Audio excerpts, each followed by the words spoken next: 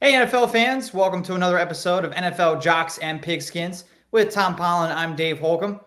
Merry Christmas, happy holidays to everybody out there. We hope you're able to make us a part of your holiday weekend. And the NFL is a big part of the holiday weekend this year, starting with Thursday night. We've had games almost every day starting last Saturday or last Thursday, I guess. Yeah, just about. And more games today, Christmas Day. We got the Packers and Browns, and then the Cardinals and Colts, and then a full slate of games tomorrow and Monday. A one-game Monday. Right. Yeah, at least it's one game Monday. Let's just keep it at one game Monday. Right. After two games on Monday last week. Yeah. Which one of them was just pathetic, but other than that, we won't talk about that one too much. Right. Okay.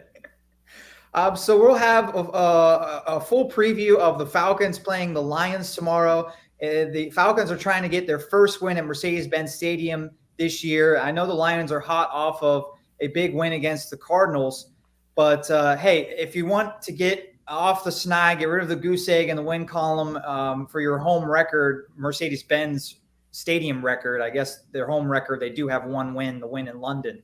Well, but that doesn't count. Right. Yeah. So they want to get their first win at Mercedes-Benz Stadium, and you can't have a better opponent than the Detroit Lions. Oh no, this is the one. This is exactly the one you got to hit, and I think they should because Tim Boyle's starting at quarterback. So Jared Goff is out due to COVID, and yeah, if you're going to win any home game at Mercedes-Benz Stadium, now is the time. You got to do it. Absolutely. Yeah. So we'll preview that Falcons Lions matchup. And of course, Tom will have his picks against the spread in week 16 and his prize picks selections as well. This video today brought to you by Prize Picks, number one growing fantasy app out there. Get signed up.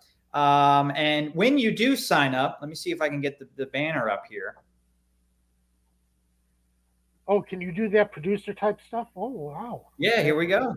Yes. Use the promo code ASU. And when you do that, you get a 100% match on your, on your first deposit up to $100. That's free money. You put down $20, you get $20 back when you use the promo code ASU, up to $100 if you want to put down. Up to $100 on your first deposit. You put down $100, you get $100 back. Get $100 back. Just use the code ASU. Free money. That can. At this time of year, you just can't say no to that. And if you're going to play fantasy games on the weekend or basically any time of the week, because you get to play more than just football on Prize Picks. So right, yeah. If you want to play the fantasy games, pick your players. Pick your favorite players to accomplish, either number of points, number of receptions, number of yards. It's a fun thing. So go ahead and give it a shot. Absolutely. Have you been following the bowl season? Or they've got bowl games on there, right? On Prize Picks. Yeah, I haven't followed the bowl season as much. I just haven't had the time. Yeah. So unfortunately, I wanted to, and I think I'll get into it next week. When a lot of the big schools, not to put down the little schools, but the littler bowls have been playing so far, and I haven't had the time either to get into those. But I think I will be watching a lot of college football this coming week. Right. Yeah, this is the time when it really takes off, when you got the big names, the big games. I'll be covering the Peach Bowl for SouthernPigskin.com. Hey, great. At the game, I cover games every week for Southern Pigskin from my couch. This is my first opportunity to go to a college football game, go into the Peach Bowl. I wish Kenny Pickett was playing. That would be really cool because I think he's going to be one of the quarterbacks we're talking about a lot this spring. Yeah. And may even not move very far. Staying in the Steel City is kind of what my fingers are crossed maybe for that happening. But we'll see. And I wish he was playing. He will not be, but it'll still be a fun time. If you want to see some of my college football coverage, check out southernpigskin.com. Absolutely. But we got a full NFL show today. Again, thank you for making us part of your Christmas morning. Merry Christmas. Happy holidays to everybody out there. So it was a disappointing loss last week for the Falcons. They really it could have been a much better start to that game. It was a decent start, but the 49ers made some mistakes that should have given the Falcons an opportunity to jump out to a bigger lead than they didn't have a lead actually. That they could have jumped out to a lead and gotten a good start in that game. But they missed those opportunities, and then the 49ers really dominated basically the last three quarters, but definitely the second half. And I know San Francisco has played since and lost, but San Francisco looked really good on Sunday, and the Falcons are that much farther back in the playoff hunt. They're still alive, but I don't even know if it's really worth talking about them as a playoff contender at this point. No, they're on life support. That's just about it. They're waiting for the plug to be pulled. This season's just about it. It's unfortunate because they had great opportunity to start the game, recover the fumble on the kickoff. I thought they got screwed on the review of the touchdown. I thought Patterson was in.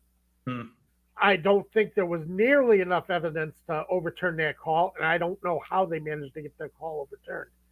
But Patterson was in, and you start out with a up 7-0, and you got a little different complexion to that game.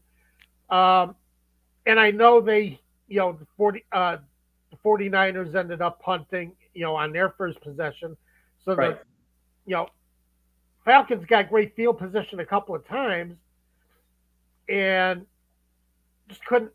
I know the second field position was because of having the 49ers pinned back, but still, you got to take advantage of that at some point. They just didn't, and it cost them the game because after that, Garoppolo started finding Kittle. Yeah, and I'm glad you brought up the second possession. The one of the arguments for why you go for it on that 4th and goal, thinking that maybe you can get a yard when you haven't gotten a yard on your first 3 goal line opportunities, is that okay? The 49ers are going to start at their 1-yard line if we don't get it, and we're hoping to get good field position back. Right. The defense came through with that. Yes, and again, there was nothing. They kicked a field goal following that on that possession, right? On the second possession, they kicked the field goal. They kicked the field goal. So you had great field position twice with the takeaway and then the punt. And you're right. They got that great field position on the second drive because they didn't score the touchdown. But you're hoping to score a touchdown there because you forced the 3 and out and you didn't get the touchdown there either. No. And that's been the case all year. That's kind of what we've been saying, what we've been pounding on all year. Younghoe Koo is your offensive player of the year, then you've had a rough time on offense. I mean, it's just the way it is. But I don't blame the Falcons for going for it on that 4th and 1. That was a good gamble. Settling for a field goal there was a defeat. So go ahead and go for it. I'm surprised it wasn't a run. It was not a very good pass play. It wasn't a very well executed pass play. Yeah. And so, I disagree with the play calling. I do agree with the fact that you go 4th and 1, go for it in that situation. But it didn't work out for the Falcons either way. Right. And that changed the game after the 49ers got away, just being down 3-0. The yardage was lopsided in this game. It was 397 to 275 San Francisco, but yet it also was such an efficiency game as well because San Francisco was 4 for 5 in the red zone scoring touchdowns, and Atlanta was 1 for 5. And their one touchdown came from 20 yards out. So they were barely in the red zone. Barely in the red zone, yeah. For that to count as a red zone touchdown. They averaged, I wrote about this on SI.com immediately after the game. The Falcons averaged, I want to double check my stats here if I can quickly. Yeah, go for it. They averaged 2.2 yards per play in the red zone, excluding that touchdown to Russell Gage. On every other play, they had 19 other plays in the red zone, and they gained 41 yards on those 19 plays. No, that's pathetic. Yeah. That's just absolutely pathetic. And I also want to mention they wasted 2 timeouts early. That was ridiculous. And that second timeout, Ryan was just, Ryan was about as angry as I've ever seen him on a football field. And he didn't even go to the sidelines to talk to Smith after the second timeout. He stayed on the field. He wasn't happy. So, a lot of just dysfunction on the team in positive territory. And you can't have that. Not if you're going to be a winner. And that's a big reason why the Falcons haven't been able to emerge this season in a big game.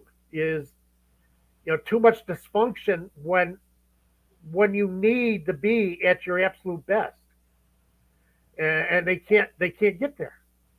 Yeah, and I thought they were getting a little bit better in the red zone this season with Arthur Smith, and this one bad game is going. They were marginally better before this game statistically in the red zone, and this one bad game sent them. They have a lower touchdown scoring percentage in the red zone this year versus last year. Now I think they're lower ranked, or they're right around the same spot. 26th last year. They were 21st coming into this game. They're down. Got to be, after going 1 for 5, they got to be down around 25, 26 now. I haven't double checked that stat since Sunday, but well, let's take a look here. But yeah, I mean, what surprises me about this was they got the big chunk plays. They got the big chunk plays. Russell Gage down the field, even without Calvin Ridley, even without Julio Jones. They got the chunk plays that they really haven't been getting much this year. They got those against San Francisco. They got a 47-yard pass to Olamide Zaccheaus, and then multiple 20-yard passes to Russell Gage. Yeah. Kyle Pitts had one as well. But then once they got down in the red area, 2 yards per play. Yeah, it's just inconceivable that things can fall apart for them so bad once they get inside the 20-yard line. And I wish I had an explanation for it. Well, this is going to be a hard question, but looking ahead to tomorrow's game, can we hope for it to be any better at home or against a weaker opponent like Detroit? San Francisco has a good defense. Can they bounce back in the red zone tomorrow? Boy, they better. I would say yes, they can, but it remains to be seen. I don't know what happens in the play calling when they get down there. I really don't.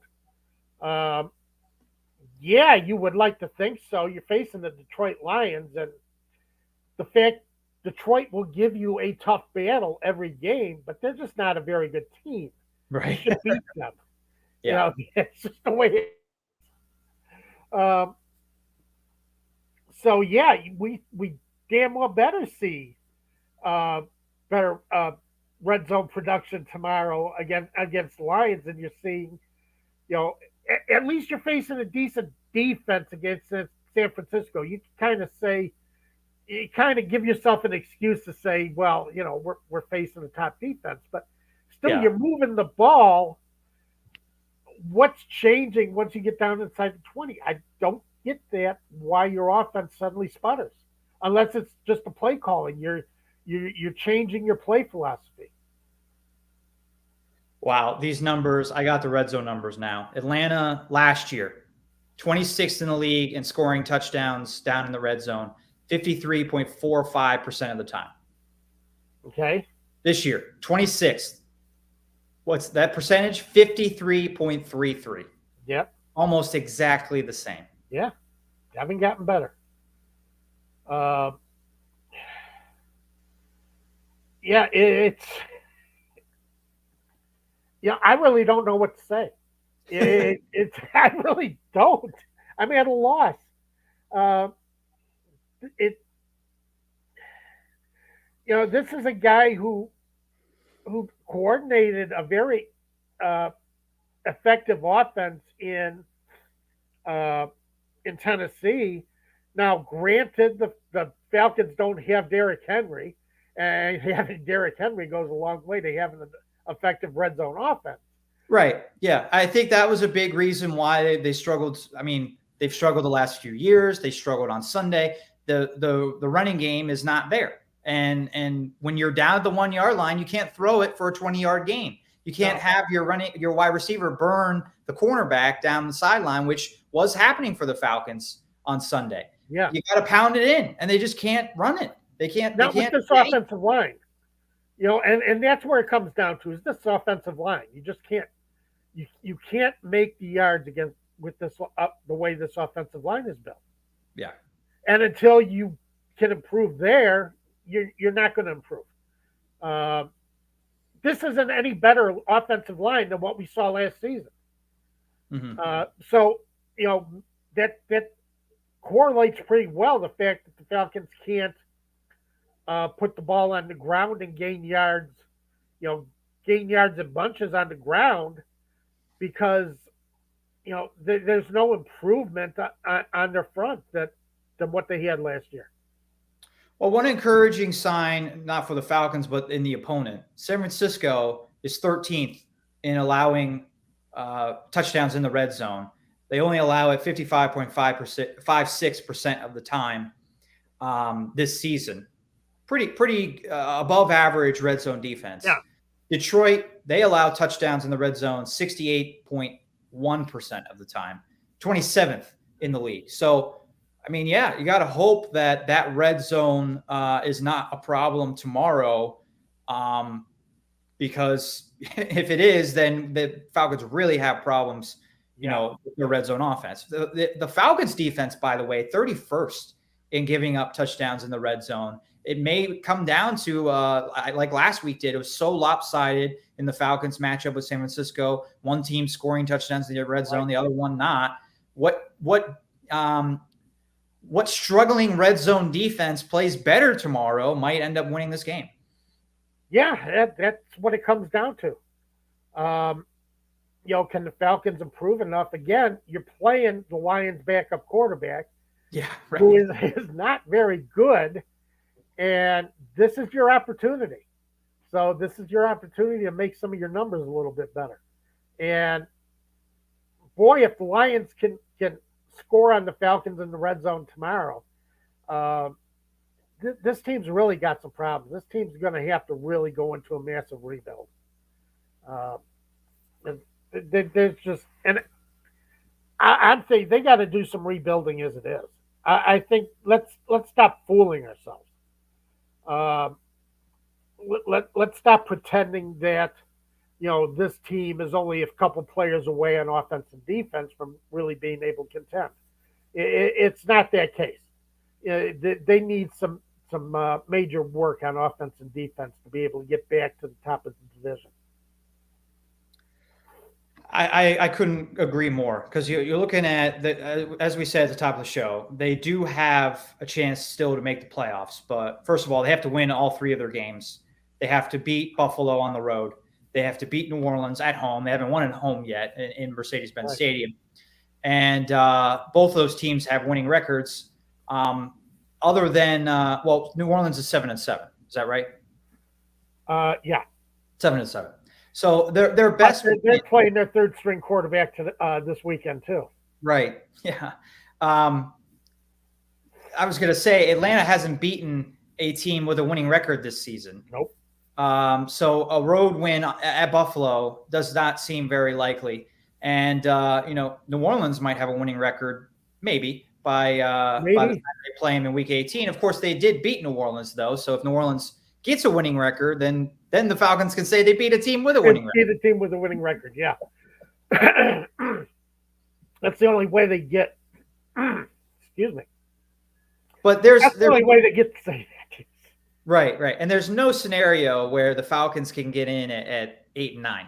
They have to win out and finish 9-8, and then get some major help. They need the Rams to beat the Vikings. They need the Cowboys to beat the football team this weekend, which are two results that I think probably will happen.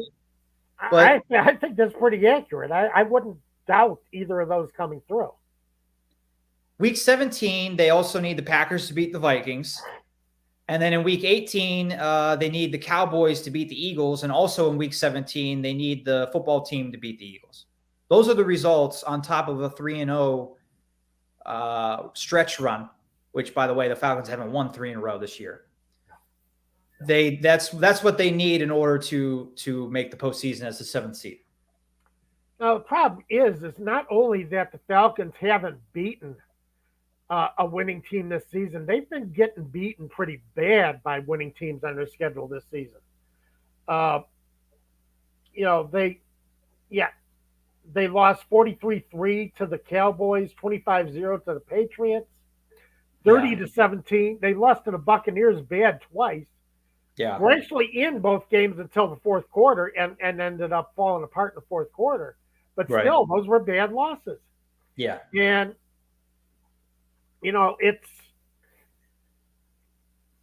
so it's not just a big chance of not being able to beat a winning team. They just can't put They're not competing kind of quality on the field. Yeah. Well, that kind of gets into this question that Gary's been waiting patiently for us to answer. He says, given that Falcons are not headed to playoffs, how would you rate Smith's first season as head coach in comparison to all the other first-year head coaches who have not been fired? So I guess Gary thinks that we're going to rank Arthur Smith ahead of Urban Meyer, which we would. We would. Just about everybody ranks ahead of Urban Meyer. Urban Meyer is going to be one of the definitions of terrible coaches for quite a while. Heading into it now, it's he's going to be the Blaine Gabbert of coaches. Right. But talking about Arthur Smith, I think it's hard to evaluate. You're talking about how they've gotten blown out against their good competition on their schedule, and I think that's a very fair point. But you also look at the roster. I mean, they traded Julio Jones, and I don't think they really wanted to do that. I think Julio Jones kind of pushed his way out. He forced it, yes. Yeah. And then they loses Calvin Ridley in the middle of the season, and Ridley didn't play well when he was playing. No. It's not a very good roster. So he's probably overachieved with this roster, but yet they really have looked bad at other times. And I think there were games on the schedule that they could have won and they lost. I think they should have beaten the football team. I think they should have played much better in week 1 against the Eagles. They looked completely unprepared in week 1. And that to me was the preseason, them not taking the preseason seriously. And that was Arthur Smith's decision. Those are 2 games that I circle that they at least should have been more competitive in the Eagle game, and they should have beaten Washington. And if they beat Washington, then they have a much better chance right now at 7-7 to make the playoffs. But so on one hand, I think Smith has done probably as well as any of the first-year head coaches with what he's had. But on the other hand, I think he was outmatched in week 1 against another rookie head coach, blew the game against Washington. Clearly, the team just didn't belong on the same field against Dallas, against New England. So how do you evaluate that type of season? A lot of good and a lot of bad.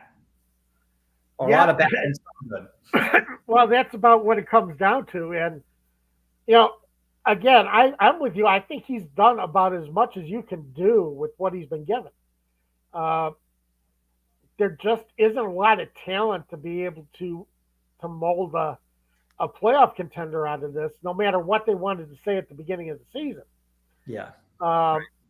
The talent level is down, and I think he's done what he could. I think, the Falcons have made, they're looking good going forward with Kyle Pitts. I'm not as sold on some of their other draft picks heading into this season, but and that's give Fontenot and Smith a chance to scout for an entire off season, give them a chance to get their evaluation process in, and we'll see what they do in the upcoming draft. But as far as the talent he's had, I think he's done everything he could with it, and I think he's gotten, he's squeezed every bit of quality that he could out of this team. Yeah, and there's not much else you could say about it. He didn't lift the team above itself, But I think the team played as well as they could and played up to their level, and that level just wasn't very good. I think as long as they don't end on like a 0-3 stretch here, Yeah. The final 3 games, I would give Arthur Smith maybe a B minus, a B or a B minus, with what he's got, with what he has on the roster. Yeah. Zozo, what do you think? Yeah. Hey, you look at these other first-year head coaches. I mean, the only Nick Sirianni can still have something to say about the postseason, but the only one that seems to be definitely going to the playoffs is Brandon Staley with the Chargers. He's had a good season. He's had an impact on that team, I think, positive impact. The other head coaches, I mean, Dan Campbell, David Culley, Urban Meyer already gone. Yeah. Robert Saleh. I mean, they've had some really disappointing years. Yeah, they really have. When you look at it, Dean Smith has been one of the best rookie coaches this season.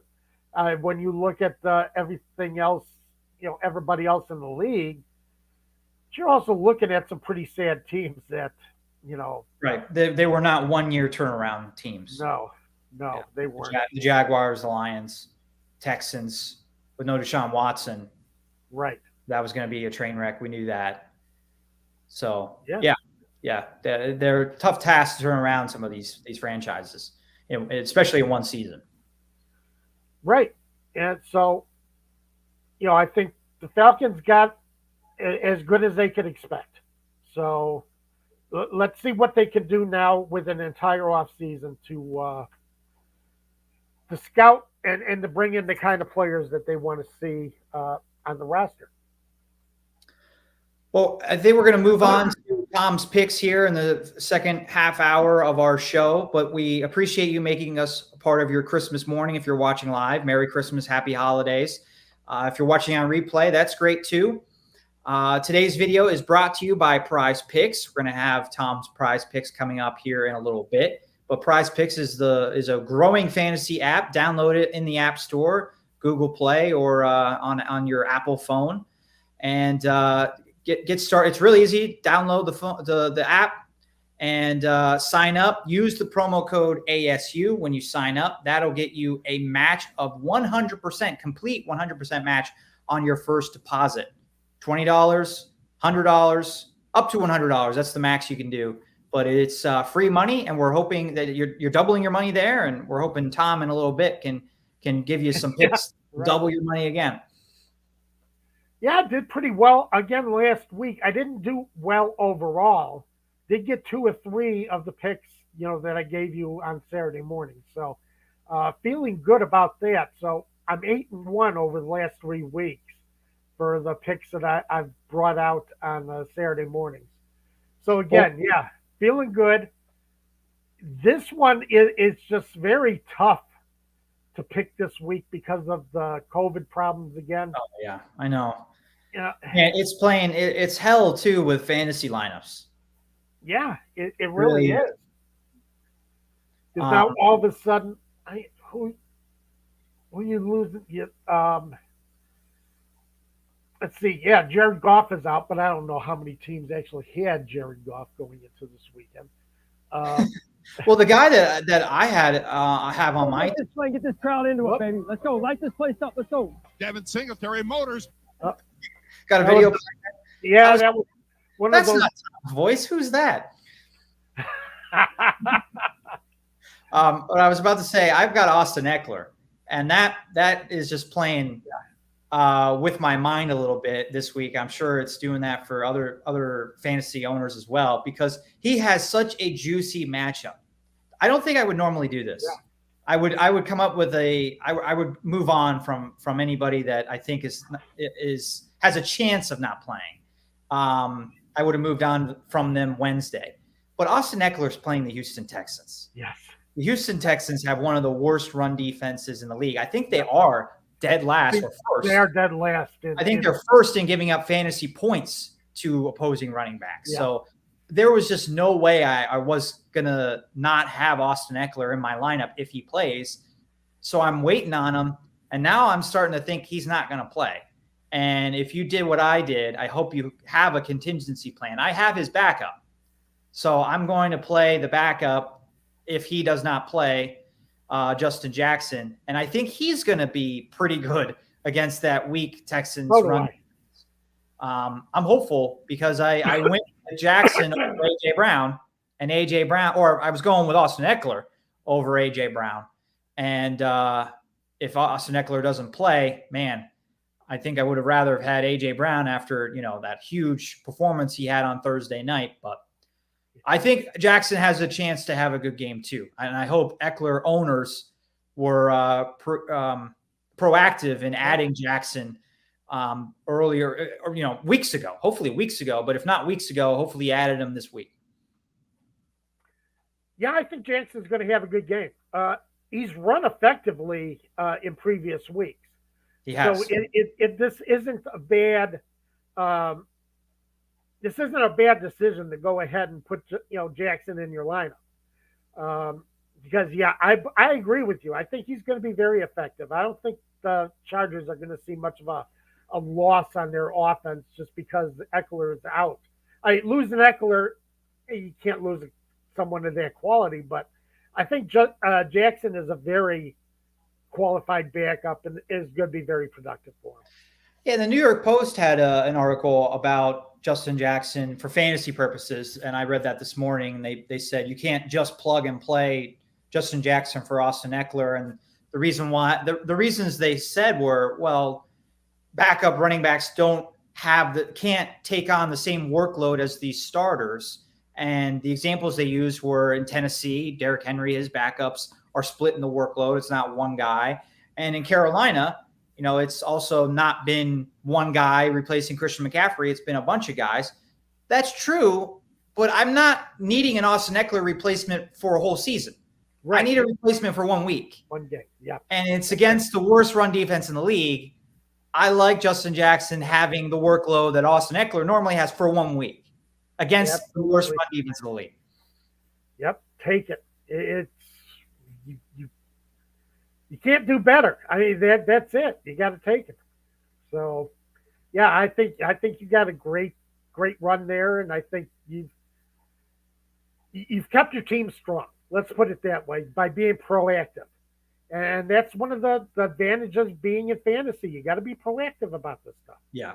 Yeah. Well, you're giving me some confidence. This is the 6th year of this Dynasty League. Tom, I've finished in second 4 times. 4 times I've been the bridesmaid and finished fourth last year. I got to break through. And I had a great regular season again. I was 12-2. I have to finally win a game. I have to put a trophy in that case that I don't have. But I want to put a trophy in my fantasy case. So we'll see. Yeah. I need Jackson to have a good game. Again, I think you're going to, because he's taken over a major part of that offense. I mean, the Chargers like to run the ball. Yeah. And it's effective. It opens up things for Justin Herbert. And I think Jackson's going to be very effective. I like your chances this week. I think you're there. I think you finally got over the hill. I hope so. I will surely update you and our listeners on how I do. Pantera listening, thanks for making us a part of your holiday weekend. Hunt is out for Cleveland, so Chubb will get all the reps. Well, I love hearing that because I hope Hunt is okay, of course. But yeah.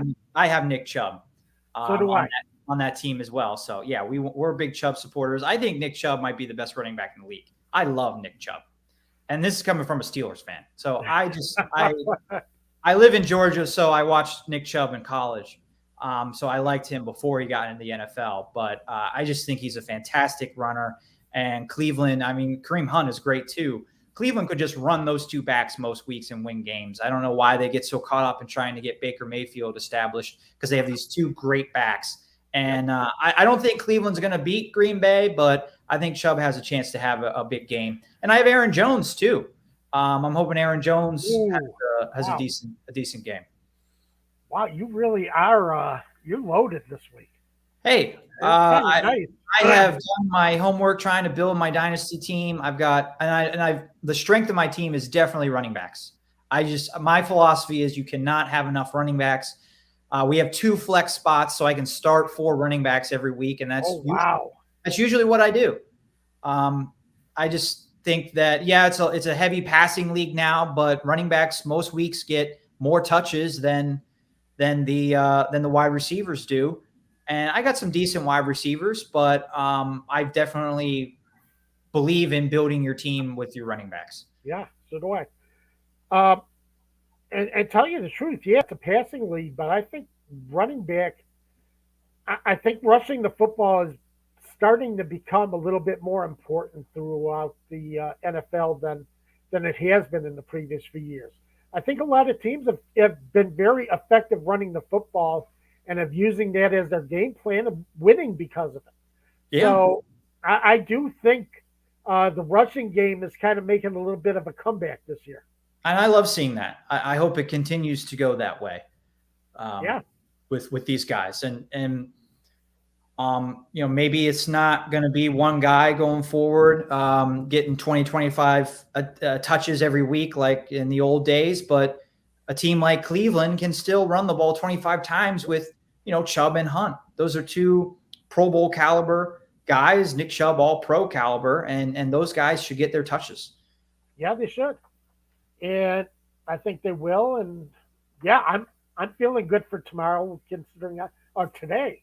Today, yeah, considering I have Nick Chubb. That game's later today. I have to get assimilated to the fact that we got some Saturday football going. Right. Yeah. Let's get to your picks just here in a minute. I want to welcome our producer, Chris. He's joining us on this Christmas morning. Yeah. Chris, are you there? I know you're here computer wise, but are you? Can you hear me? I can hear you. Yes. My audio isn't the best, so I was like, okay, I'm remote this week. But how's everybody doing? Good. Good. Yeah. Great. How was your morning? Great Christmas. No, morning was good. Morning. Things are going well. It's just nice to be around 68 degrees in Cincinnati, Ohio. Looking forward to my Bengals beating the Ravens tomorrow. But I am rooting for the Bills, afar tomorrow for them to win against the Patriots. We'll see if they pull it off, but that's going to be a big day in Buffalo. Yes, it is. Yeah. They need a big victory tomorrow. Yeah, look, they need a big. The whole city's rooting for them. So, what do y'all think is going to happen?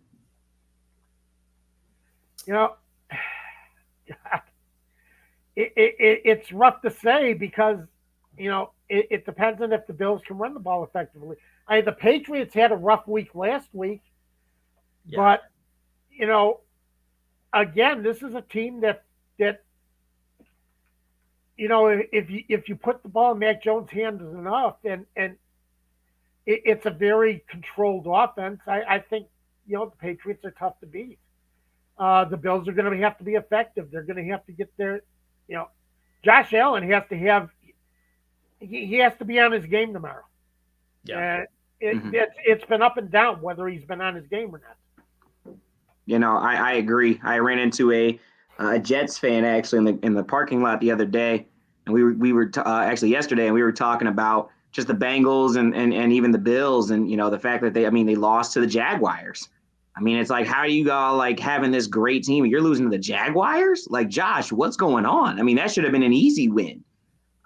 So they definitely got to your point, they got to have some consistency tomorrow. And the Bengals is the same way. I'm glad we gave Joe Burrow in Cincinnati a guide of what to do in Cincinnati after his comments on how he stays focused for games. I know a lot of us were a little hurt when he said, "Oh yeah, I stay focused because there's not much to do in Cincinnati." And I'm like, oh, okay, well, if you're that focused, stop losing games. Be consistent on the field. My gosh, man, come on. If you're going to say something like that, I'm expecting a all win, no loss record. Right. My goodness. But hey, that's just me, though. That's just me. I thought the Bills need a Cincinnati victory tomorrow because the Bills are kind of sitting there at 8-6 with the Baltimore Ravens. Bills are in, Ravens are out. Right as of right now. So yeah, the Bills are going to be rooting hard for Cincinnati tomorrow. And it's crazy because they're going to be rooting hard for Cincinnati against the Ravens once again. That's what they were rooting for. What year was it when Andy Dalton led them? Right. Yeah, that's crazy. It's Yes. the Ravens again. And that's why, in Buffalo, there's a lot of love for Andy because of that game. They gave him, I don't know how much money it was, but they gave him like some crazy amount of money in his charity. So he visited and Yes, said they thank did. you to all of them. I remember that. Yeah. That's actually crazy now that we're talking about out loud that it's repeat again. It's another repeat. So all the Buffalo folks, I'm gonna tell them tomorrow. I actually, you just gave me. I'm gonna text all my Buffalo people. Y'all better root for the Bengals tomorrow. Don't know where your allegiance lies. Oh, they have to. Yeah, because Buffalo can be on the outside looking in after tomorrow if Cincinnati doesn't do their job. Buffalo has to do the job, themselves. They can't rely on other teams, but they got to take the Patriots. But they really need a Bengals win tomorrow. Yeah. So no, but I'm just happy to be on the show, be alive. It's great to be around on Christmas. It's always a good time for reflection and just all the good things that we've been able to do this year. And as a person, I know I'm behind the scenes, but to all the viewers watching now and in perpetuity, I just want to say thank you for your continued support of the show. Dave, Tom, and myself really love it. We look forward to it every week that we can make it happen. Come on here and talk about football. So keep watching. Big things coming in 2022, but we really want to say, I want to say from me, I know Dave and Tom have already said it, Merry Christmas, and thank you all for being loyal supporters. Absolutely. Yeah, and with that, I'm gonna hop off, Dave and Tom. Unless there's something else, I got to answer or talk about. I know I love coming. You got through me, Dave. You're like, hey, Chris, come on. I'm like, oh, okay. Hold on, let me get situated. Let me get the mic ready. Let me. No, we just wanted to let our listeners know you're there behind the scenes, and bring you on here for a few minutes on our Christmas episode. So no, well, I'm honored to be on the show. I'm honored to be here. And continue to talk. And I love the fans. And, I'm always happy to, I try not to hop in. I mean, I know I comment sometimes and many of you see my chats whenever Tom wants to talk about the Bengals. I typically just throw it in the chat because I'm like, if I hop up on the screen, I'm going to just take over. I don't want to derail Tom and his plans because we'll just start talking about the Bengals and it'll be just Falcons are just out the window. The league's out the window. It's just who's going to lead these Bengals to victory. But no, appreciate you all. And thanks for watching. Well, thanks a lot, Chris. well, thank you, Chris. Yeah. Always appreciate you being there. We're talking about the Bengals here, Bengals-Ravens matchup. Before we get to your picks, I have a quick question for you, Tom. Who the heck is going to win the AFC North? God. We got Cincinnati 8-6, Baltimore 8-6, Pittsburgh 7-6-1, Cleveland 7-7. You don't even have to answer necessarily. Bengals beat the Ravens once already. They did. But I just, as a Steelers fan and how up and down they've been, and they don't have a very good record, 7-6-1, and they're still, and they can lose. Tom, how many 7-6-1 teams can say we can lose this week and still win the division? I know. They can lose this week, fall to 7-7-1. But if sorry, I'm going to say this, Chris, but if the Ravens beat the Bengals, then the Steelers still have a lot to play for if they win their last two games. And the tough matchup, they have to have Cincinnati lose one more time and win their last two games, but Cincinnati has to play Kansas City next week. It's a rough one, I'm telling you. I don't think it's going to happen, but I'm just amazed that it could happen. I'm amazed that a team like the Browns, a team like the Steelers are this close to a division title. Not even a wild card spot, a division title. They could have a home playoff game. Yeah. And they've played this poorly for 15 weeks. This inconsistent for 15 weeks. Inconsistent. I wouldn't say poorly, but inconsistent because you just never know what you're going to get out of any of those teams. Yeah. And Baltimore has done pretty well with Tyler Huntley as their quarterback, with Lamar Jackson being out. So they've had it fortunate there. They've still been able to keep winning with their backup quarterback.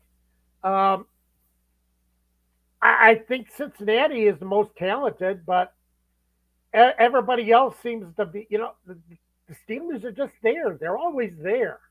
They just never go away. I don't know how.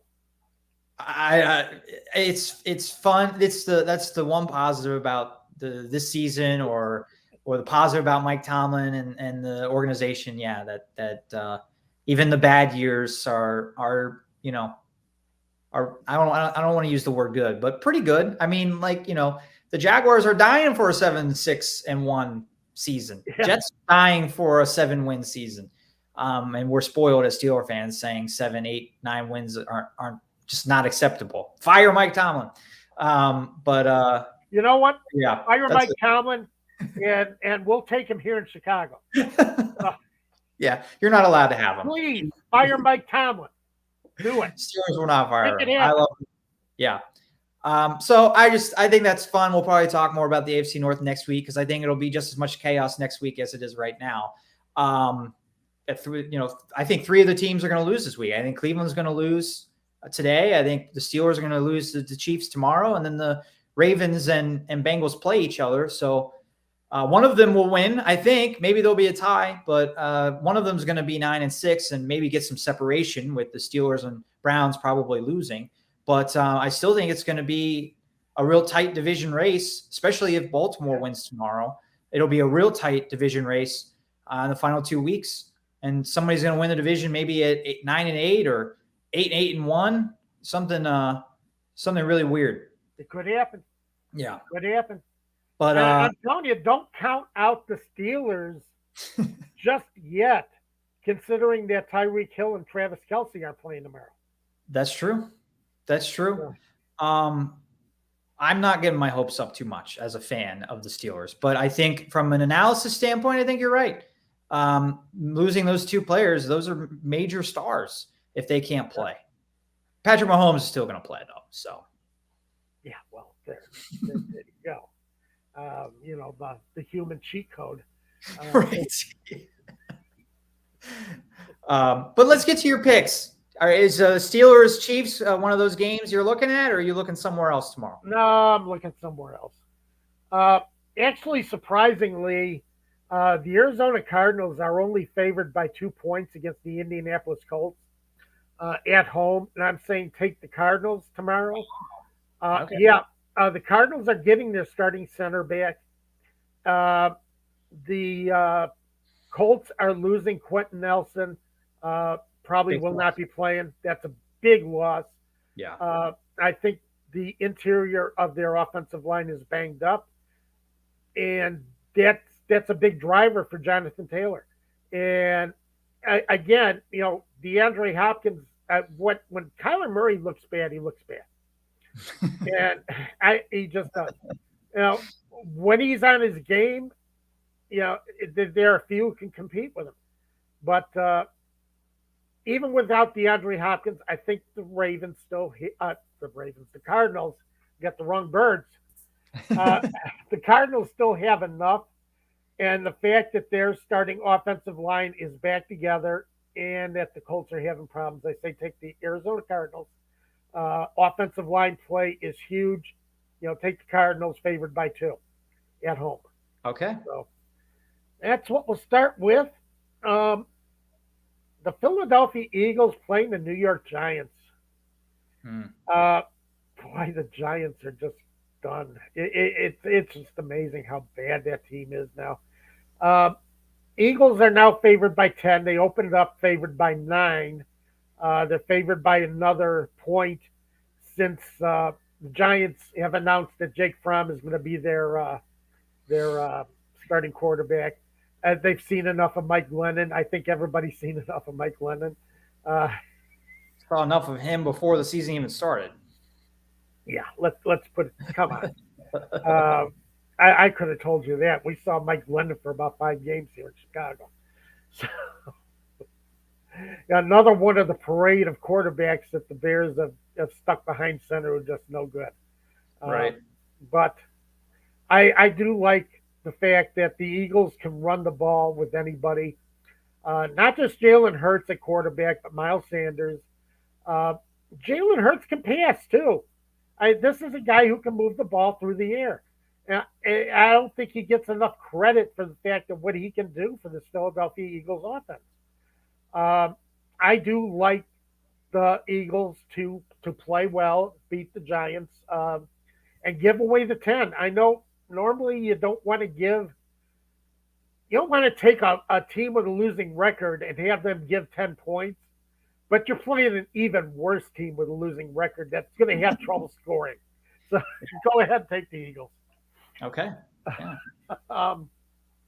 And again, even though they're missing Austin Eckler, the Chargers are favored by 10.5 against the Houston Texans.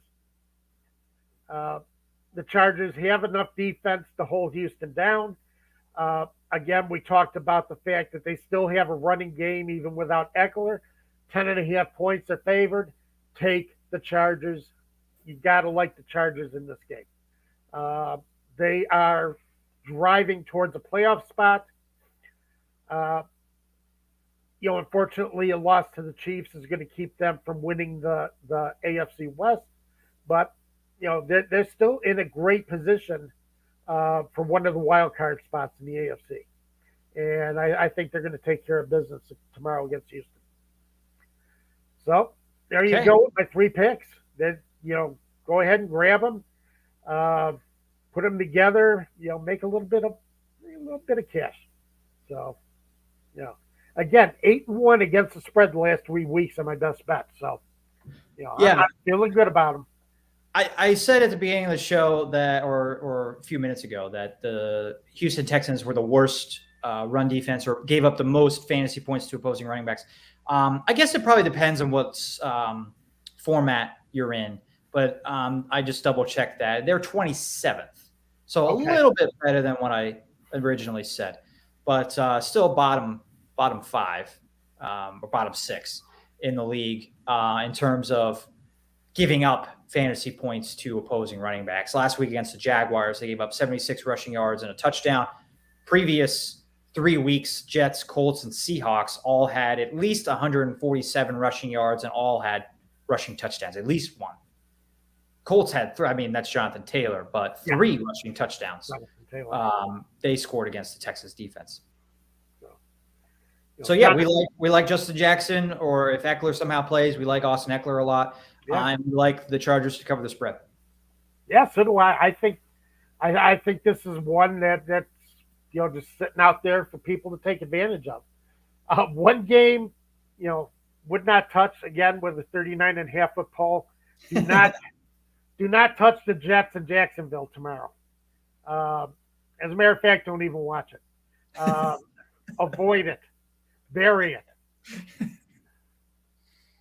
The New York Jets are hosting the Jacksonville Jaguars, and nobody wants to be anywhere near that game.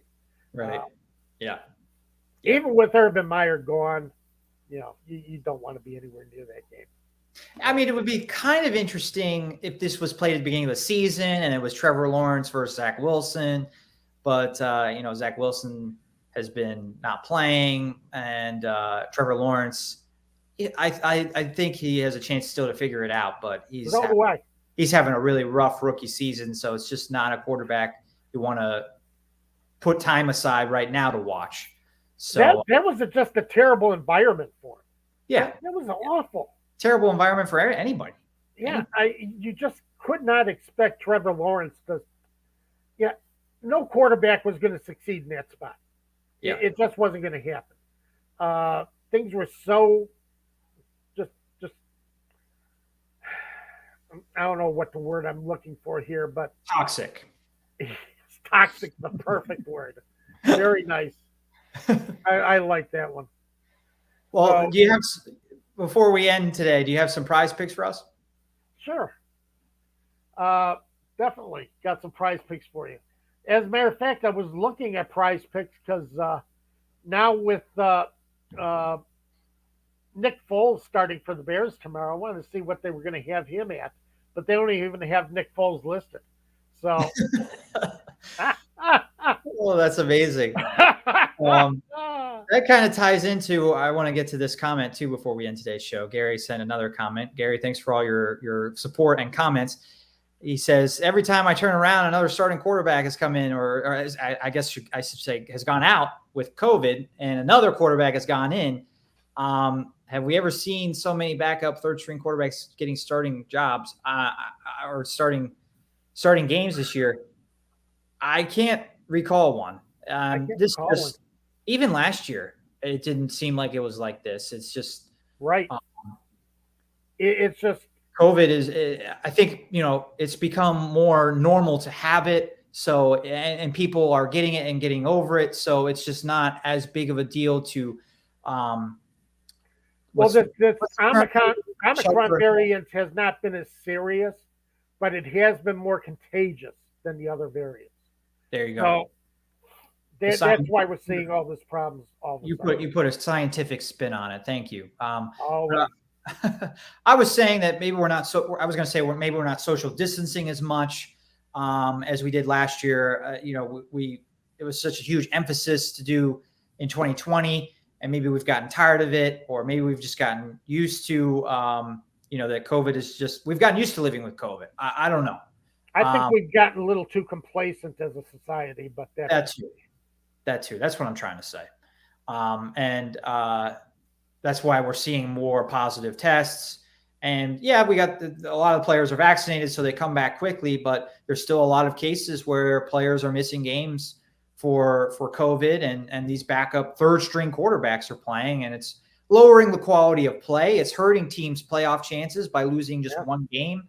Ben Roethlisberger, I'm bringing up the Steelers again, but Ben Roethlisberger missed that Lions game that I think they win if Big Ben is playing. And that could keep them out of the playoffs. Saints are missing their starting quarterback. We talked